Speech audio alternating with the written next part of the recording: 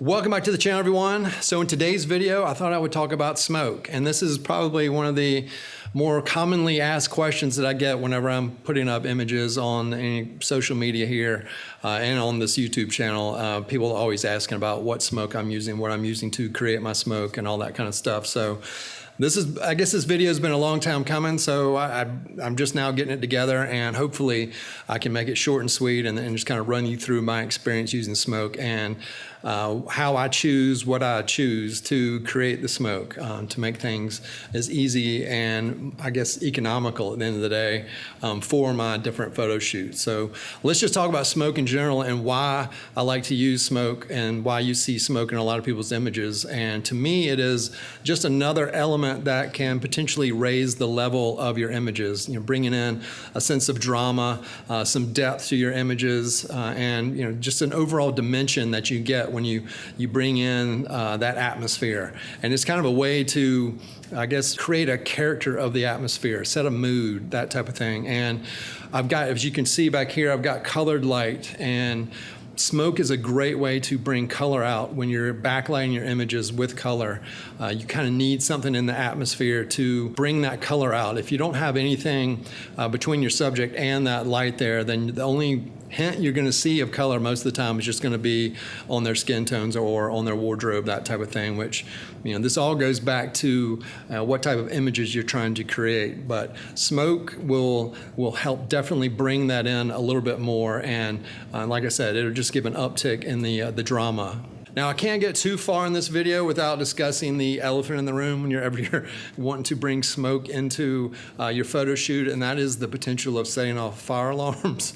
And I am not an expert in this, so I can only speak just from my experience and how I like to handle things going into a photo shoot where I know I'm going to be using smoke. And that is to rely on the expertise of someone there at the location.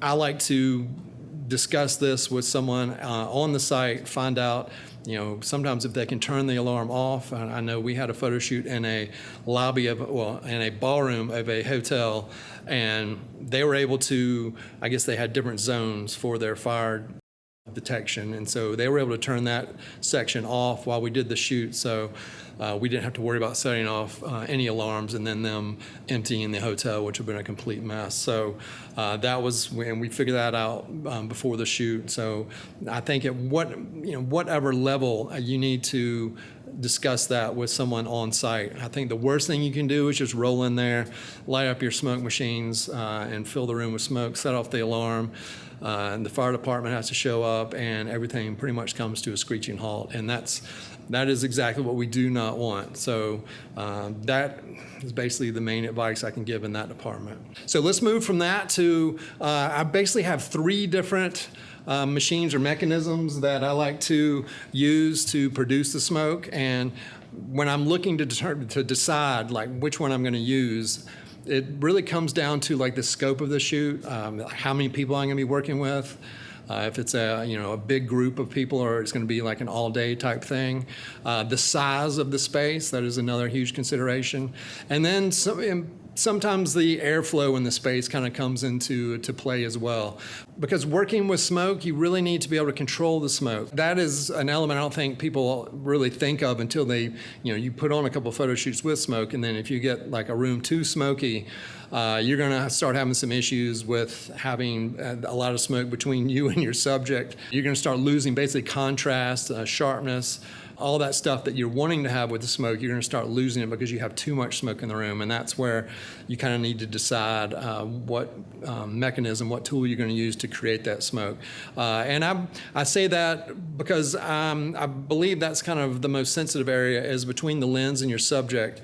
I personally, probably 95% of the time, want to keep as little of that atmosphere between me and my camera. I know there have been several or a couple of shoots where we've used smoke below, kind of on the lower half of our subject, which is a really cool look where you have smoke kind of down on the bottom part of the frame, but then they're kind of coming out of the smoke, and then you can maintain that contrast, that sharpness, everything else you're looking for. But the majority of the time, I like to keep the smoke between the lights and the back of my subject. So that is a huge part in me deciding what tool I'm going to use. So let's just jump into the different tools. And I figure I'm going to go kind of from the smallest to the largest in terms of probably setups, I would say.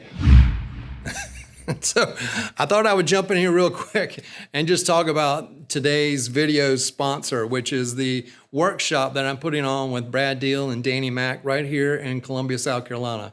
So if you want to see these types of items, these smoke machines and stuff in person, come join us, and you'll be able to use the ProLight mods, this backdrop as well. We'll have that there. We'll go outside, photograph and high-speed sync, and then we'll actually go back inside and we'll set up all kinds of creative setups there over a day and a half, hands-on. You use your camera, you'll create some great images, learn. I feel like this is the best type of scenario to learn photography. You're being shown how to do stuff, but then you get to jump in and really get into the mix. So click the link down below that I'll put down there, check out the details, and hopefully we will see you there. Now, back to the video.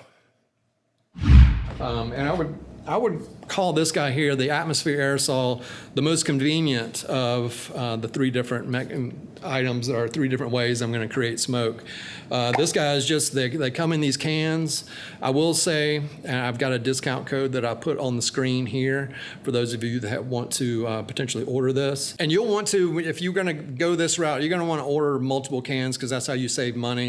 If you're just ordering individual cans, they are kind of expensive, but I believe starting around maybe 3 to 6 cans, you can get it down to about $10, $11, and that's before the code that I'm going to leave you here, and that's current pricing as of this video. But this stuff works great. It's so easy to control. I mean, you basically spray it like a paint can, and you can see just kind of how that does with the smoke here. And then when you move the can around, that helps disperse the smoke. You'll kind of come to find that, and this all, once again, this depends on, what the look is that you're wanting to achieve. But I find that moving the smoke around helps kind of, I guess, soften it a little bit and it also makes it where it's not too detailed. Sometimes, we get too much detail in the smoke, and then it kind of subtracts from, I believe it makes it harder to separate your subject from kind of what's going on. So, getting your technique down, you just kind of do it like that, and you can see it really gives a nice layer of smoke, as you can see right there. So, and they also have little, not auto, but they're like handles that you can do, like a 1-can handle, and it basically has a trigger to it. So this can wear on your finger if you're doing this all day long.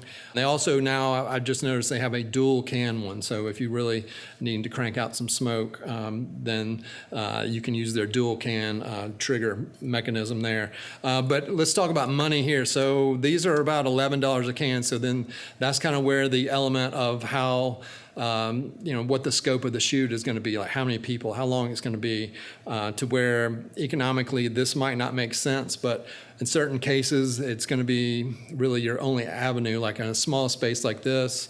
If I didn't have the next item I'm going to show you, then I would definitely be using this, because this will linger around. You're not going to have to use it for basically every different individual that comes up based on the spacing of your photo shoot, because then once again you don't want to fill up this room, and this stuff will fill it up to where then halfway through the shoot your images are looking completely different than they did at the beginning of the shoot, type of thing. That's where this can add up. These cans do last a pretty good while, but you will kind of run through these, and that's just where you need to budget yourself. So one of the main considerations with this here is just that. How many cans do you think it's going to take to conduct a shoot, and then you just have to add that up. I will say these guys are great. This is an American-made product out of Tennessee. Another aspect that I've come across is traveling, and I've been able to order from these guys and then ship it to a location where I'm going to be conducting my photo shoot, because you can't fly with these aerosol cans. So that's another aspect you might want to think about as well. So let's go from the can, which is the easiest, I would say, most convenient way to create smoke, to the Smoke Ninja group. And I've got 3 of these together. You can get these individually. So this is what they call the Trident. It comes with a handle. It also comes with 3 fans that mount on the top. But like I said, you can, if you want to baby step into a system like this, And it could be where you could do the math on those cans, and probably 12 of those cans, or maybe more than that actually. There's probably about 20 of those cans you could get one of these. These are about, I think they're around 200 a piece. And then for this whole setup, and which comes with a nice case right here. This whole setup is around $700, I want to say.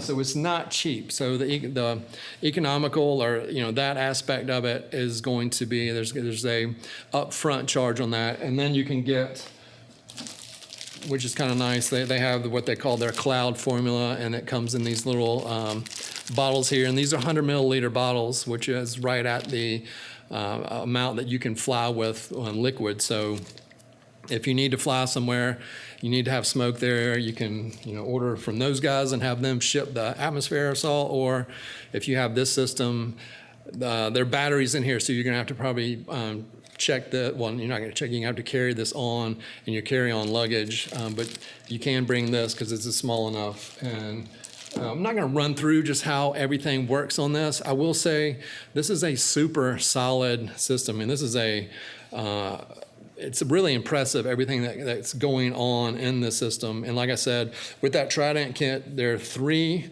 individual, what do they call these? The just smoke ninjas. So there are 3 different ones of those. You also get a fan for each. What I like to do is I've just set it up with one fan, and then you get these little posts here that you can angle, so then the smoke comes out. And I'll do it right here and show you kind of how this works. But it is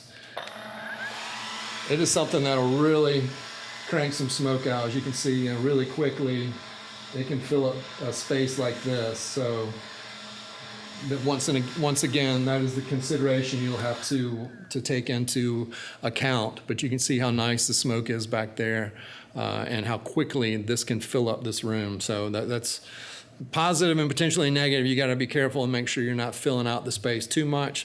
Super easy. The con on this system, I would say, outside of the initial upfront cost, is the fact that you've got just a lot of batteries here, and then so that'll have to come into the scope of your shoot, and whether or not you're going to have to change the batteries or plug this sucker in at a certain point during the day. But each one of these guys needs to be charged up. The fans are rechargeable as well. You've got a battery in the handle here, so there are just a lot of different moving parts. That being said, it is a really neat system, and as you can see, right there, it works. It works really, really well, and I am super impressed with this. Another huge point on this, which will take us into my third option, is this guy has a remote, which I find to be a huge plus. So in a case where you might have a lot going on in a shoot, and it could be maybe where you're just by yourself doing a solo shoot. You can use that remote to set off the smoke. So you could set this machine off to the side. You can adjust, which way it's blowing, and then you can turn the machine on and off with a remote. So that gives you just another dimension here that you're not going to get with the cans of smoke there. I mean, that is obviously a manual system there. This one, you do have some automated options with this. So the most expensive of the options I'm showing here, but probably the most impressive and the most dynamic. I feel like this can fit its way through almost any type of location. You're just gonna have to worry about, you're gonna have to take into account that it's run by batteries, and you're gonna have to keep an eye on that during the shoot and make sure you're not running the batteries out and then you're stuck without smoke. So I'm really impressed with this guy here.